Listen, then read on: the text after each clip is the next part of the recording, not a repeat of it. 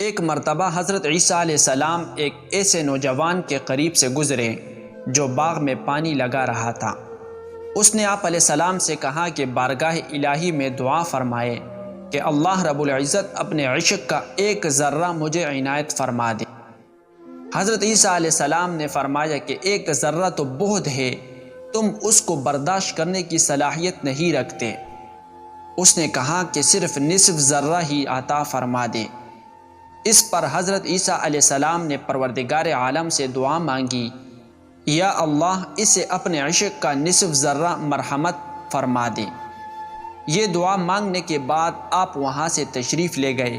کچھ عرصہ بعد پھر اسی راستے سے آپ علیہ السلام کا گزر ہوا اور اس نوجوان کے بارے میں دریافت کیا تو لوگوں نے بتایا کہ وہ تو دیوانہ ہو گیا ہے اور پہاڑوں پر چلا گیا ہے۔ حضرت عیسیٰ علیہ السلام نے پروردگار عالم سے دعا مانگی، یا اللہ اس نوجوان سے میرا سامنا کر دے۔ پھر آپ علیہ السلام نے دیکھا کہ وہ نوجوان پہاڑ کی ایک چوٹی پر کھڑا ہو کر آسمان کی طرف دیکھے جا رہا ہے۔ آپ علیہ السلام نے اس سے سلام کیا لیکن اس نے کوئی جواب نہ دیا۔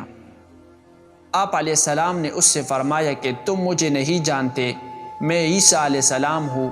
اللہ تعالیٰ کی طرف سے حضرت عیسیٰ علیہ السلام پر وحی نازل ہوئی کہ اے عیسیٰ، جس کے دل میں میری محبت کا نصف ذرہ بھی موجود ہو، وہ کس طرح انسانوں کی بات سن سکتا ہے؟ مجھے قسم ہے اپنی عزت اور جلال کی، اگر اسے آرے سے چیر کر 2 ٹکڑے بھی کر دیا جائے تو اسے احساس تک نہ ہوگا۔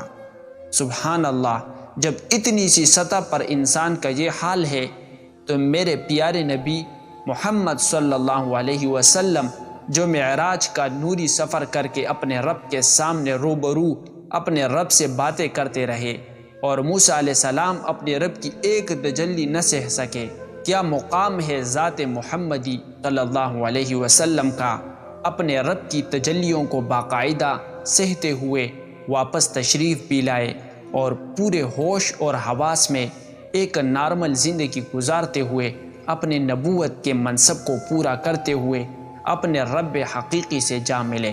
بے شک اللہ تعالیٰ نے نام محمد صلی اللہ علیہ وسلم کو بہت بڑا مقام عطا کیا ہے۔